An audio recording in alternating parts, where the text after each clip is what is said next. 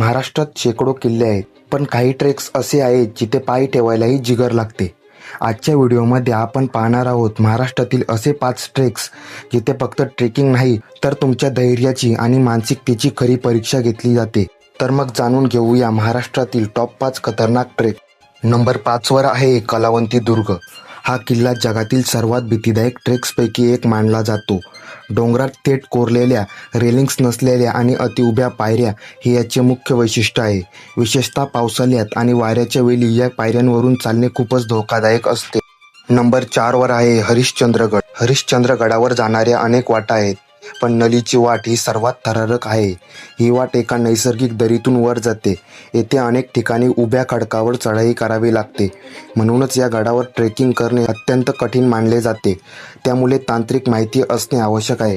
Number 3 वर आहे ढाकबैरी. कर्जत जवळ असलेला हा ट्रेक अत्यंत रोमांचक आहे. या किल्ल्यावर जाण्याचा मार्ग एका अरुंद कड्यावरून जातो, जिथे पाय घसरला तर थेट खोल दरीत पडण्याचा धोका असतो. पावसाळ्यात हा ट्रॅक अधिक आव्हानात्मक आणि धोकादायक होतो. नंबर 2 वर आहे लिंगाणा किल्ला. लिंगाणा ट्रेक करणे म्हणजे एक कठीण रॉक क्लाइम्बिंगचे आव्हान आहे. हा किल्ला पूर्णपणे उभ्या खडकावर असून तांत्रिक उपकरणांशिवाय आणि तज्ज्ञ मार्गदर्शकांशिवाय येथे जाणे अत्यंत धोकादायक ठरू शकते. म्हणूनच हा किल्ला ट्रेकिंगसाठी खूप कठीण आहे. नंबर 1 वर आहे AMK ट्रेक. हा सह्याद्रीतील सर्वात कठीण ट्रॅक मानला जातो. हे 3 किल्ले अलंग, मदन आणि कुलंग एकाच रांगेत आहेत. या ट्रेकसाठी तांत्रिक गिर्यारोहणाची आणि रॅपलिंगची गरज असते. दाट जंगल, उभ्या कड्यांची चढाई आणि प्रदीर्घ प्रवास यामुळे हा ट्रेक फक्त अनुभवी ट्रेकर्ससाठी आहे.